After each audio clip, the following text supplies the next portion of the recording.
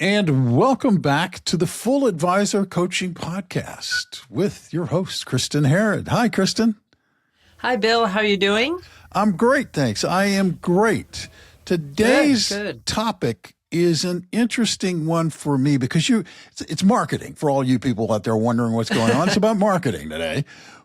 But you have a really unique twist on this because I think a lot of people think of marketing in one particular way, and you want to expand that horizon a little bit, don't you? Yes, and this actually came out of an actual interaction with clients, so I'll be talking about that throughout the day. It's really about how marketing, what role marketing can do within an organization, within a firm, to help advisors with business development and to help prepare them and set the stage and set them up for success, because they're often thought of as siloed areas, whether it's marketing and then sales and then client experience. Yeah. And I am starting to see more than ever the overlap and just the support and enablement, I think that's a word, sure, that you can use, that marketing has to be able to help advisors. So, just to kind of set the stage a little bit, you think about marketing and it's like, oh, the presence in the marketplace, like people know you're there. They see you, right? Mm-hmm. There's content happening. You might be having events, running campaigns, doing, out on LinkedIn, out on Facebook or Instagram, recording a video, posting, doing a podcast, whatever it might be. You're getting the word out about you, and perhaps your advisors at your firm are also quite busy and their calendars are full and they're meeting and talking to people and doing different things. But what if all of that's happening and there's lots of energy, but you're not getting that conversion to growth? You're not saying, well, it looks like we're busy, but we're not reflecting it in our numbers of new clients, in new assets coming in. And that can happen when we don't have the connection between what marketing activities are happening and then what advisors are doing for business development. We want to make sure that we sort of shore up the foundation of marketing in a firm so that as advisors are having conversations with prospective clients, we can draw from that strength rather than trying to re-explain, rebuild, plug holes, fix the cracks, things like that. So what you're talking about really is an alignment of marketing with business development, because I think a lot of people think of them as two separate things, like you're talking about now. Exactly. And it's more of a Venn diagram, right, with the overlap. Yeah. And I see this happen mostly when it comes down to like people trying out tactics. Like I posted on social media for, 3 times this month, nothing happened. Or we ran that ad and then we didn't get the results we wanted. Or I think I'm supposed to be doing video.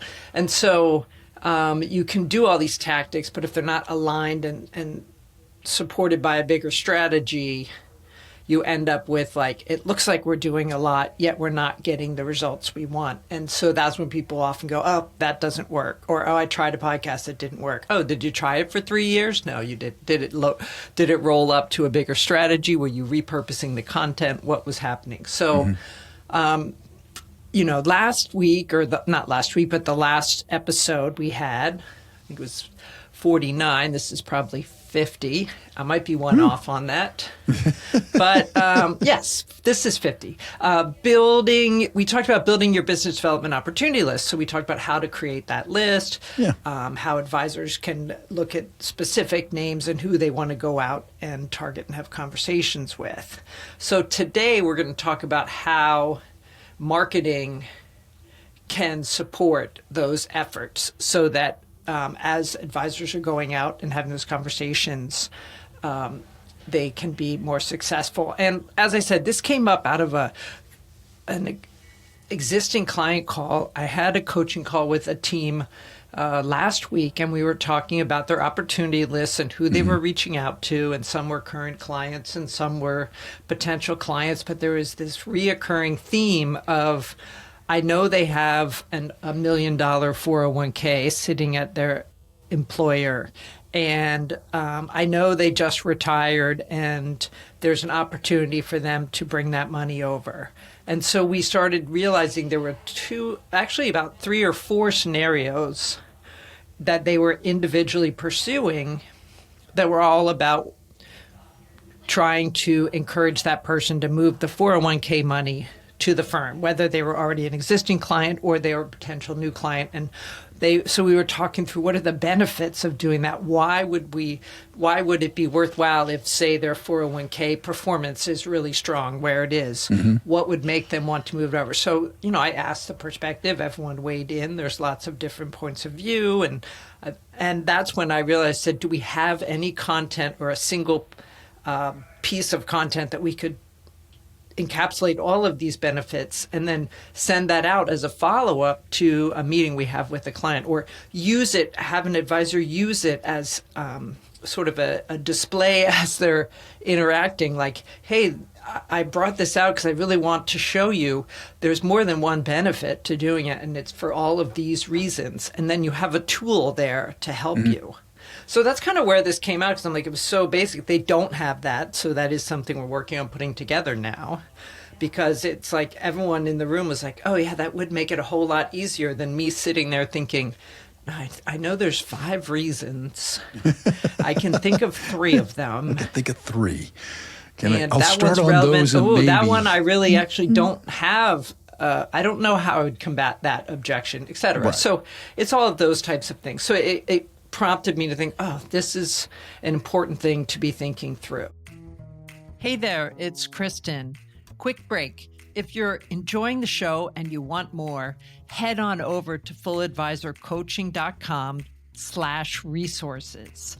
You can download the toolkits that I have there and join the free insider community. You'll be the first to hear about new trainings, fresh podcast episodes, and I share with you real-world strategies that I see working for advisors right now. That's fulladvisorcoaching.com/resources. Go sign up. It's completely free. And now, back to the show. So I know sometimes, and I've seen this because I've worked in marketing for advisor firms for so long as, an outside consultant and coach. Mm-hmm. A lot of times they do have a marketing person on staff, more of a marketing coordinator, marketing manager, or an admin who's wearing 2 hats and also doing marketing, or another advisor who also has to do marketing. And it can fall into kind of this like ad hoc demand factory where it's like, hey, can someone do an Instagram post? Or, hey, will you update the website with this information? Or we need to send a newsletter. Or did anyone write a blog post? So it's kind of reactive in that way. And when you're strategic about having marketing in place, you're there to, as I said, support and enable growth. Right. So we can reduce friction for advisors. Marketing done well sets up an easy way to capture leads. It has very clear messaging on the website, right? So when people see your social content, the social content is specific to the target audience. It's encouraging. It's having a call to action to the website. The website messaging is very clear on what's the next step to take. How do you share your name and email address? How do we then collect that and follow up with that? So all of that lead to client conversion content we've talked about in an episode. I want to say really early on. We talked about that. It's our most popular episode. You have actually spoken about this topic several different times. Yes. And I don't know that I could. You're the numbers on the episode person. And I couldn't even begin to do that. I'll just reference episode 48 because we talked about lessons learned, and it's the most popular episode we've had. But it gets down to going, okay, we have that in place so that as advisors are out in the world meeting people, if they come to the website, they have a way. The website can work on behalf of the advisor, right? Yeah. Well, then that raises a question for me as we're going along here, because in many firms, there's somebody wearing 2 hats. Right. Is it better if there's one person who always wears that hat? They may also do a couple of other things within the firm. I'm not suggesting a firm has to be, 40 people working for them. Right. should one person be responsible for that in order to coordinate and make that marketing make sense and be in a line with what you're trying to do? Well, that is the ideal situation, right? And so it's also, I think it's really helpful if you can have that as a job function, even if it is a 50% function or a part-time function where someone owns it and they're the one who is managing there's the execution side and there's the strategy side. So, sometimes the budgets don't allow for someone at the strategy level to be in there full time, which is where fractional CMO work comes in, but we won't get into that today. We won't get into that. Just the idea of someone, having someone own it, it is more helpful. Yeah. But especially to link the conversations across advisors together. Right.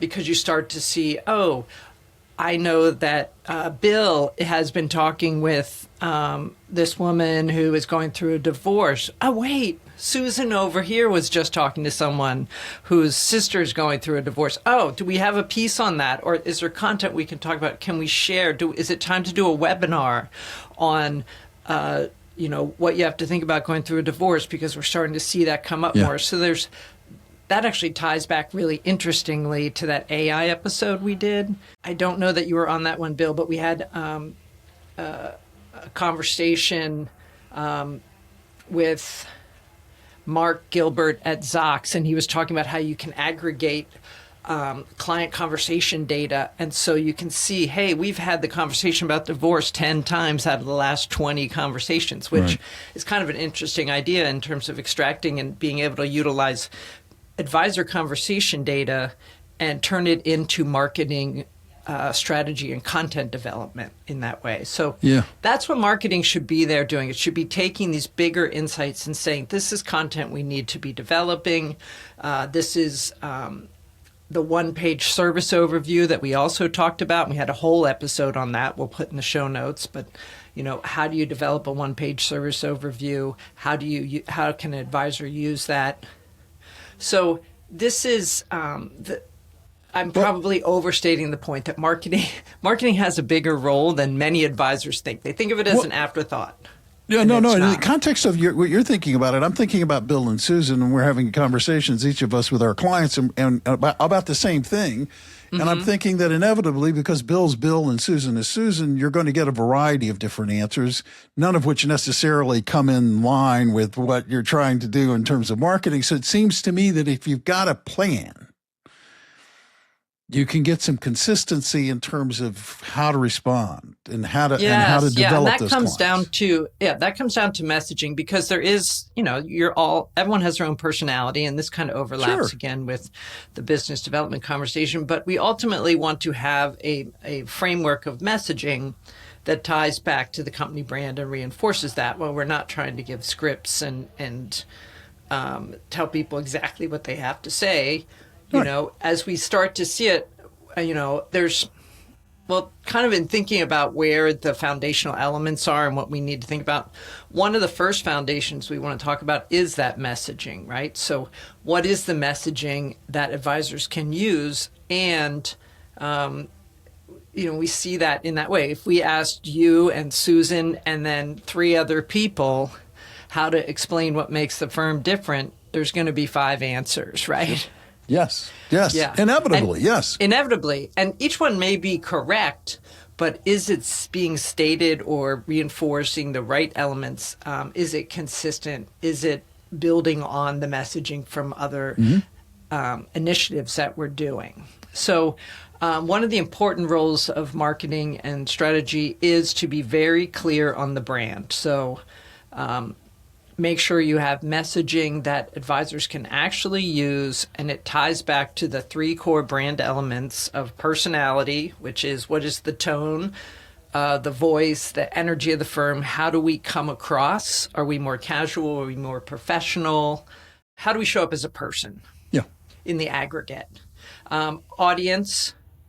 Who are you really there to serve? Now, you might have multiple niches within, but as a whole, what are the problems you solve? Who are the people you help?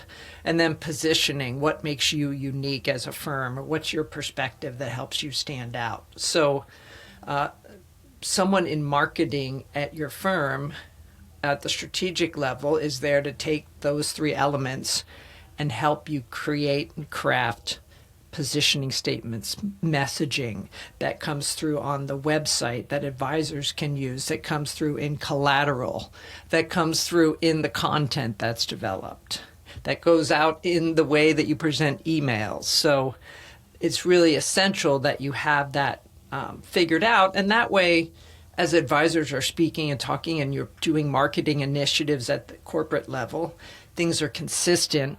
They're building on it, and advisors can be more confident, and prospects and clients and leads are hearing similar messages across the ecosystem. So good point on the messaging. Yeah, because I just think it makes it easier for Bill and Susan and Jane and Bob to sort of all be on the same page, not have the same answer, not be the same robot kind of thing, but everybody's like, okay, we know where we're going here, and each of you, don't be anybody else, be you. Right. But remember, this is who we are collectively. This is what we do collectively, right? Yeah, and you think about it, firms do it on a design basis with like firm colors and fonts, and you get the brand style guidelines. You can do messaging guidelines as well. Yeah. That match that. So it's just kind of that next level, and it's actually even more helpful in that way. Yeah, no. I think actually, it's interesting. You mentioned like the redesign or website design. If you have a website and you do a redesign, you're doing a visual of the very thing you're talking about. Right. So that all fits in as well. Yes, that's a whole nother. We should probably do an episode on that too, and thinking about if you're redesigning your website, what you need to think about. But one thing you do need to think about is another foundational element in marketing, which is being client-focused in your communication. Yeah. So how you're presenting yourself. So make sure you have a client-focused communication platform. Most firms focus when we think about brand and getting it out there, and we think about messaging on the website, they put the firm first. They're like very excited to talk about what we do, right? How we help. We have all of these CFPs. We are fee-based. We are fee-only. We are fiduciaries. And we're really looking for platforms that reflect back client stories, right? What are clients thinking about, What is it that they want to read? So when you go to a website, does it lead with the pain point of the target audience? Is it addressing the problems I'm feeling? Or is it telling me how qualified you are to do your job? Which I want you to tell me that on your About page or lower on the home page, I don't want you leading with, we have these proprietary models that are really exciting to share and will give you access to alternative investments and. It's like, listen to me and tell me I'm worried I'm going to run out of money. Okay, let's talk about that, right? So getting this client-focused communication comes across, obviously, wherever the brand shows up in all of the communication. So it's, and these are things marketing can set the standard on.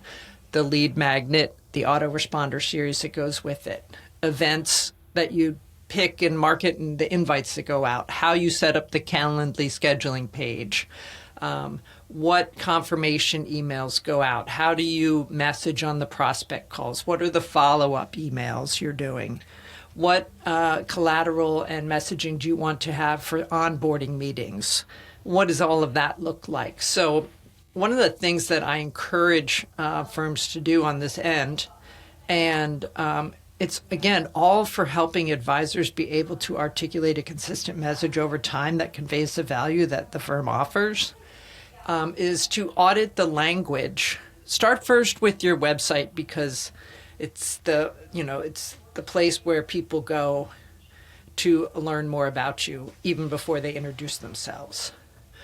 Do an audit. Is it client-centric framing?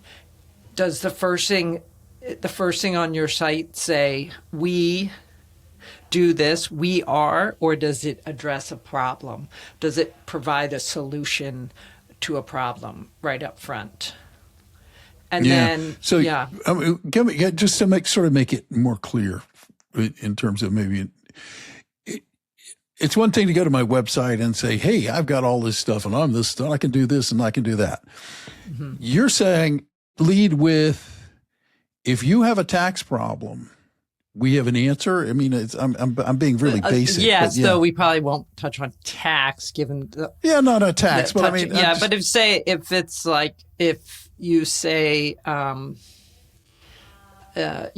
it's time to experience the freedom that you've built your business to experience, or focus where life matters, not on your taxes. Like something that's a little more. That's a little too specific, but then you might say like full scale wealth management and tax planning for retiring business owners exiting in the next 3 to 5 years. That's very specific, but you can say what you do, but you also want to call out the problem up front. Right. And too many people lead with wealth management in the Dayton, Ohio area, because they're trying to get the SEO, and you're like, all right, put that on somewhere else. But let's actually speak to the person.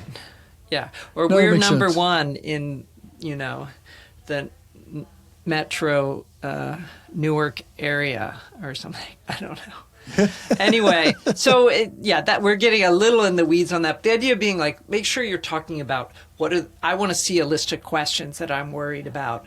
If you are familiar at all with StoryBrand, there's a book written called StoryBrand that a lot of people follow the framework of StoryBrand for a website. If you don't know it, take a look at that. That'll give you a really good way to put the client problems first and address how you help.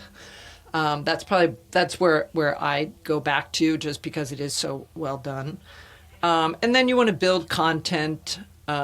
Marketing can build content that reinforces advisor conversations, like we were talking about, not competing with them. Like, let's talk about topics that are relevant to the audience, not like how to do budgeting when you're trying to attract in a high net worth client, right? That's where you want to be talking about estate planning or wealth transfer or something, retirement income strategies to reduce your tax bill, something like that. And then, again, trying to provide visuals for meetings, communication tools, having a clean pitch deck if that's something that you use, having a prospect welcome kit. I love a welcome kit, or an onboarding package, something that demystifies the process, gets people engaged, helps an advisor teach and talk about the process. That's where I've seen that help the most.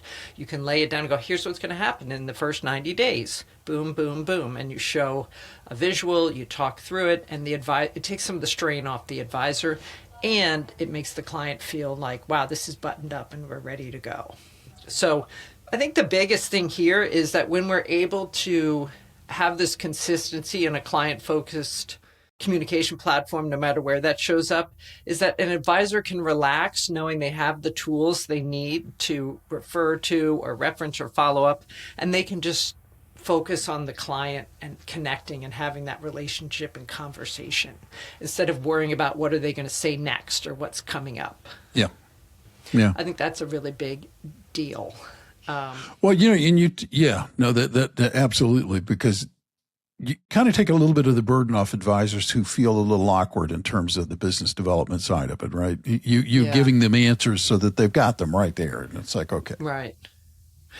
Yeah. And so another really important foundation that we tend to gloss over, but it's important. It just came up in a conversation I had with a prospect the other day, was tracking leads, right? So that advisors' energy isn't wasted, and that we know who's in the system, where they are, what the next step is. So this comes down to making sure you understand your CRM, you're keeping it basic, straightforward. You have a process for how and when a lead goes into the CRM. How are they tagged? How do we set that up? There's workflows you can put in place for that. They come in, there's leads. in the sort of Salesforce language, there's marketing generated leads and marketing qualified leads and sales qualified leads, and they come in, and how are we tracking them, and what are the next steps, and what does that look like? So if you haven't looked at your CRM in a while, or you have it, but it's really kind of sitting in the background and there's no process for engaging, that's a great time to, either reach out to your provider or engage with someone who can get under the hood a bit and help you with getting that set up. We did talk about the opportunity list last time, which is really about sales conversations or business development conversations, where it's like just kind of a one-pager when it's like, these are the current opportunities and where they stand. But we need the archive, if you will, of like, this is everyone, this is where they fit in the picture, and these are the next steps coming up. So making sure your CRM is easy to understand, it's clear for the advisors on what they need to do, and marketing is able to provide, templates and structures in the workflows where possible. Okay, another foundation that we need to think about. We have two more that I want to cover.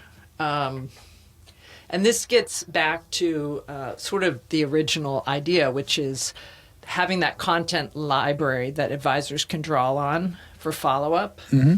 And it may be something that's living on your blog, right? Like you have, articles you're publishing all the time, and you have different scenarios you're addressing.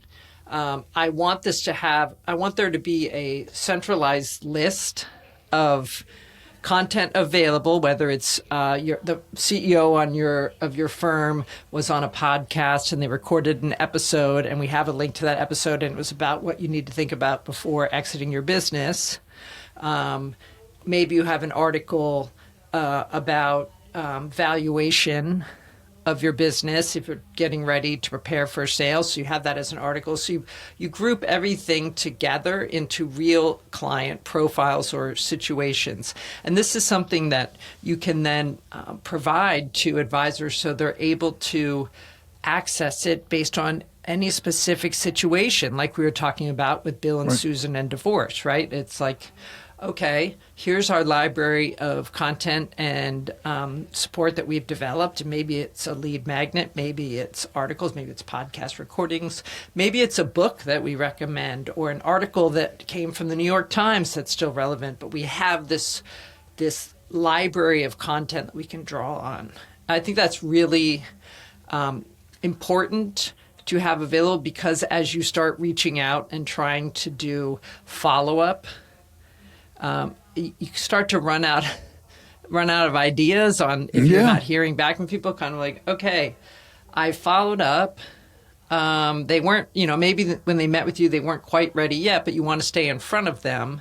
Sure, they're on your email list, they're getting the newsletter, whatever the sort of company level communications are. But this gives you an opportunity when you're tracking specifically in your CRM and you get the note that said, it's been 3 months since you talked to Sam, it's time to reach out. You can say, hey, Sam, this article came up, and I just wanted to share it with you because it's all about a business owner exiting, and this is some of the things I think you'll find useful. So I think that's overlooked, mainly because it kind of takes a little time and coordination to pull it all together. And you're like, no, I know that's there somewhere. And then each time you have to go back and dig it up. It takes up time and energy. When now we have AI, put everything in AI and folder and be like, here's another one. Keep track of this for me. And, keep the project, and then go in and ask AI, review all of our content, bring up the 3 articles that are about X, Y, or Z, or check our library and let me know what I can share around blah, blah, blah. So it's that's great, because that's phenomenal, because as an advisor at that firm, if there's a topic that I don't deal with that often, that doesn't come up with my clients, but it comes up with your clients all of the time. Right. It's good to know that it's there. There's a repository. There's a place I can go and be like, oh, I know Kristin's talked about this, and I can go and I can see. I can look at a library. So the degree to which we can centralize this knowledge, like the knowledge center, if you will, and then have it available, even if it's like shared folders or on a shared platform, it's really helpful. again, when new situations come up, to be able to check and then see, okay, who's dealt with that and how does that work? And so, again, that's where some of the tech stack fits too.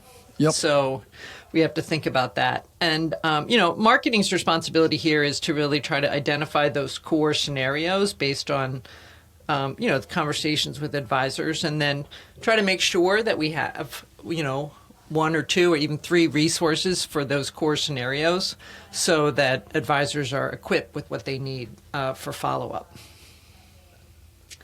Okay, last foundation piece, which is very similar to the content, but kind of that next level, it's proof, social proof. And this is very simply, you can follow up with content, and that's fantastic, but what about testimonials that fit a scenario? So do you have testimonials? Can you share ones that are relevant?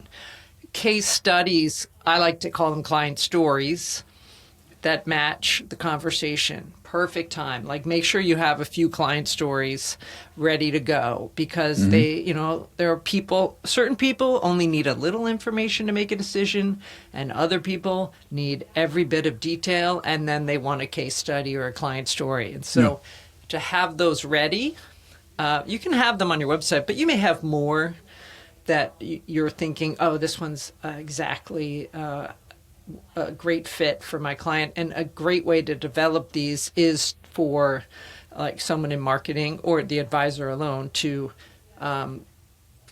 describe the case and, what was the problem, how did you help, what was the outcome, into AI so we can capture it and then have that captured almost immediately. You can just speak that right into a chat GPT and explain the context, explain the people and the personalities and what the problems were, and articulate that. And then ChatGPT is happy to give you a very concise, readable case study. I just did that, and it was I just sat there and talked at the machine for about 15 minutes. And I was like, and then what I also want to show is, and of course I was like, but I forgot that I wanted to also say, it was good. I was like, what else would you want to know? And so it was really good as a partner of discussion to be able to articulate out loud versus having to get my thoughts on paper and be like, let me type this in and then review it. I just spoke it out loud and said, here's what I want to capture in the case study. And I actually did it. This is sort of an aside.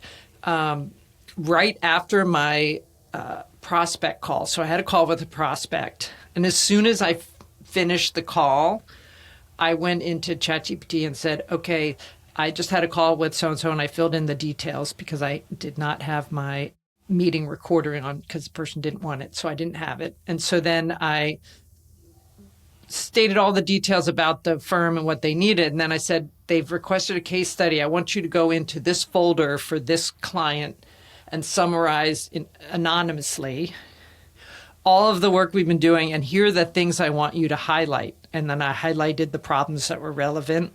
And then I said, I want to talk about this outcome and these days. And it was fascinating. Of course, I had to edit, but I mean, it was done in an amount of time that was unbelievable. Yes. I loved it. It was another way you could use it, but authentically. And if we want to talk about using AI authentically, you can go back to the episode with Derek Pollard, because we talk about AI. So, okay, that was a bit of a digression, but the ultimate thing is collect the testimonials, have the client stories, have them available, because they will be something that you can provide as follow-up. And another episode, just to call us back, because somehow my brain keeps this library of episodes, it's impressive, I got to say, by the way. The one we did, if I could only remember the date, the name, the title. But we did one on testimonials. So, we can put the link to that one too, and just how to capture them and how to archive and where to use them and where it makes sense. So we have that episode in there too. Good. So. Not to worry. Just go back to the library. Listeners, if you're not familiar with the entire podcast, do look at the library, because there are a lot of issues in there and a lot of episodes that, I think you cover these topics, useful. right? Because a lot of times we touch at the surface level in these marketing episodes, and then we drill down in specifics, especially with experts in the field. And that particular one was with Wealth Tender.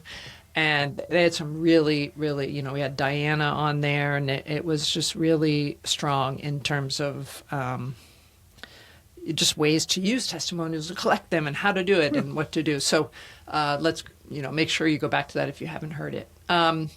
Okay, so we've covered kind of 5 different areas of foundation that are important. We talked about, making sure the messaging aligns with the brand and that there's some guidelines for advisors, making sure we have a client-focused communication platform so that we're leading with the client needs. Make sure you're tracking interest. We don't want people slipping through the holes, right? We want to make sure we know everyone. We have them logged in the CRM, and we're able to understand what the next steps are and have the appropriate templates and communications for that. We want to have, number 4, a library of content that we can draw upon that's centralized that others can, a knowledge base. And then number 5, proof. Social proof that can help advisors share. Proof for everybody else as much as proof for you, by the way. Exactly. Right? Exactly. So kind of tying back to, what prompted this episode is just how important good strategic marketing is to be able to support advisors, especially advisors who are newer to business development, in their ability to get out and state the value of the company, draw in clients that fit the firm, and make that person, that advisor, feel comfortable in their communication and in their follow-through and help build their confidence. So that's what I wanted to call out today, and just make sure that you're thinking about that Venn diagram, the overlap between the two versus 2 separate functions that completely reside in different parts of the firm. No, and I do. It's very much a Venn diagram. Very much. Yes. And I think that's it's almost a total eclipse, but not quite.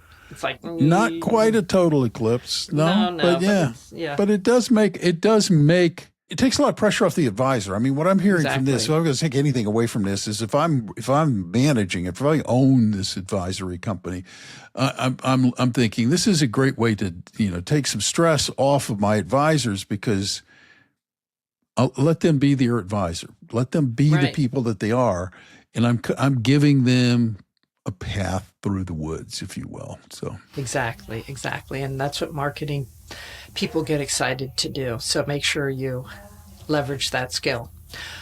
Okay. Well, that's good. I think that'll do it for today. Well, I think so too, but I we can't go without, a couple of things here. One, it's just if people are listening to this episode who have not listened to before, which is very possible, welcome. If they want to reach out to you and talk to you, at least have a conversation about where you might be able to help them. How do they do that? Well, the best way is to go to fulladvisorcoaching.com and hit that button in the upper right corner that says request a call, and you'll get my Schedule Once calendar, and you can pick a time. You can also message me on LinkedIn. I do spend a lot of time out there, and happy to respond there if that works better for you. Good. And of course, I'm going to jump in and take your line of click the follow button. Grab it. Subscribe if you haven't yet. That way you know what's coming up. You'll get episode 50, episode 51, episode 52, and it's exciting stuff. We have a pretty cool calendar lined up for this year. I'm excited, and I invite you to subscribe so you get it right away when we drop the next episode. Excellent. You took that line quite well. I know. I took it from you. That's very good. Then I'm gonna go ahead and do this line though, and that one is: if you like this podcast, tell people about it. Okay, because or if you know somebody you think this podcast would be beneficial, tell them about it. Because word of mouth promotion, like a person talking to another person, is irreplaceable, and we would very much appreciate that. So do that. That would be great. Thank you. It's much better than having a bot come around and say, "Hey, Bill," and it's like, Stop using my name. You don't even know who I am. Stop. So until next time, I'm Bill Tucker. On behalf of Kristin, thank you so much for taking the time to listen today. And remember this, you can go out and make today a great day or not. The choice is yours. We'll catch you next time. Thank you for tuning in to Full Advisor Coaching, the podcast. If you enjoyed today's episode, please hit the follow button so you'll never miss an episode. To learn more about how you can become a part of the Full Advisor community, visit fulladvisorcoaching.com. Remember, stay connected and get notified as soon as brand new episodes release. Click the follow button now. The content has been made available for informational and educational purposes only. The information covered and posted represents the views and opinions of the guest and does not necessarily represent the views or opinions of Kristin Harrod or Full Advisor Coaching.